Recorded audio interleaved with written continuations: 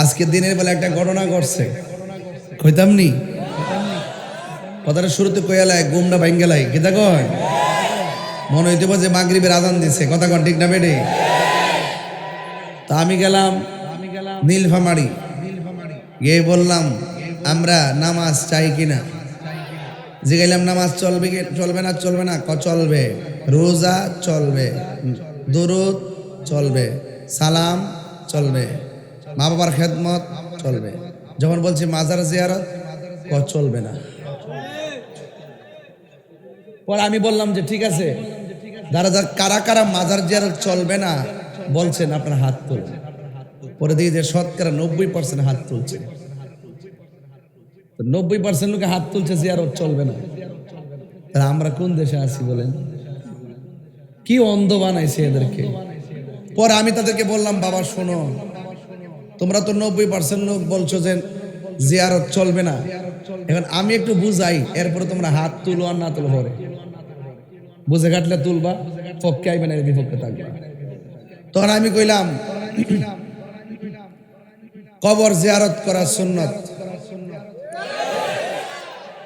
আল্লাহ নবীর রওজা মুবারক জিয়ারত করা, মাকবারা, সব মাকবারা একই বিধান, জিয়ারত করা কি সুন্নত। এটা কি মোল্লার কথা না নবীর কথা? নবীর কথা মানবেন না মোল্লার কথা মানবেন? তাহলে আপনারা যারা এতক্ষণ মোল্লার কথা মান্য বলছেন জিয়ারত চলবে না, তাহলে আপনারা ভুল পথে ছিলেন, কারণ নবী যে জিয়ারতের পক্ষে, কথা কোন ঠিক না বেটে? এরপরে বললাম যে আপনারা এই নীলফামারীতে যদি কোনো ধরনের কোনো আলেম থাকে, আমার উস্তাদ পাশে বসা আছে, আপনারা এই মুহূর্তে চ্যালেঞ্জ করলাম, চ্যালেঞ্জ, আপনার আলেম নিয়ে আসেন, আমি নীলফামারী থেকে প্রমাণ করে দিয়া যাবো জিয়ারত করা সুন্নাত। যখন আমি বিস্তারিত বলার পরে এবার গেলাম যে বাবারা নীলফামারীবাসী, এবার আপনারা বলেন আপনারা জিয়ারতের পক্ষে না বিপক্ষে? পক্ষে। কারা কারা জিয়ারতের পক্ষে? সবাই হাত তুলছে। ওই যে একতরফা শুনলে এমনই হয়, কথা বলছেন না? কারণ আমরা সুন্নিরা উত্তরবঙ্গে আমাদের বিচরণ কম। আমি প্রচুর মাহফিল করি ওই দিক দিয়া, নীলফামারী, সৈয়দপুর, বগুড়া, টাঙ্গাইল, ওই রাজশাহী, অনেক মাহফিলে আমি যাই। অনেক আমার কয় হুজুর আপনি আইছেন ঠিক আছে, 22 বছর পর্যন্ত কিয়াম হইছে না, আপনি তাই করছেন, আমি তো যারা ভালো লাগে করব, না পারলে বইয়া থাকবো। এটাতে সুন্দর করতে কইছেন, আমি তোমরা যেটা শিখাইছে তোমরা এটা শিখছো।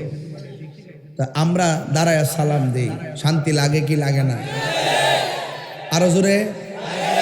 তাহলে বোঝা গেল আমাদের অনেক কাজ করতে হবে, অনেক কাজ করতে হবে। এত দলিল দেওয়া বুঝাতে পারতেন না, এরা একটু নরম ভাষায় কইলি চলে। বাবা রে, কিয়াম করা মুস্তাহাব, করলে সওয়াব আছে, না করলে গুনাহ নাই। তবে কেউ যদি মুস্তাহাবরে অস্বীকার করে, তার উপরে শরীয়তের ফতোয়া আছে। এইভাবে যখন বুঝায়, মাশাআল্লাহ দেখে যে বুঝে, আলহামদুলিল্লাহ করুন। এইগুলো নিয়ে আর আমরা ঠেলাঠেলি করি না, কারণ কিয়াম ছিল, কিয়াম আছে, কিয়াম মারহাবা কর। তাইলে আমার বিষয় দিয়েছেন শানের সালাত। কি দিছে? শানের সালাত আমার নবীর শান। কার শান? নবীর শান। আচ্ছা বলেন তো বারেশ্বরবাসী, নবীর শান বাড়াইছে কে? কতটুকু বাড়াইছে কোন? হ্যাঁ, হিসাব আসেনি তো? না থাকলে কোন কিনলে গে নবী আমরার মতো, এগুলো কইবে না। এটা কোন যাইবো? খবরদার, রাসূল বলছে আইয়ুকুম মিসলি, তোমরা কে আছো আমার মতো? নবী বলে নবীর মতো কেউ নাই, আর মৌলবী বলে নবী আমার মতো। যে ব্যক্তি নবীর কথা মানে না, তার ঈমান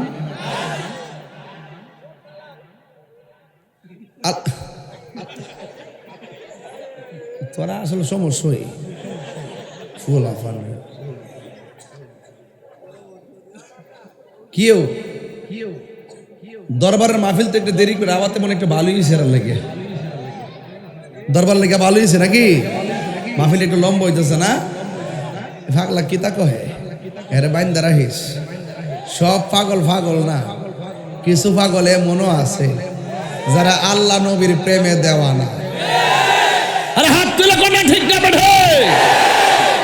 আমরা নবীর প্রেমে থাকতে চাই কি চাই না? নবীর সম্মান বাড়াইছে কে?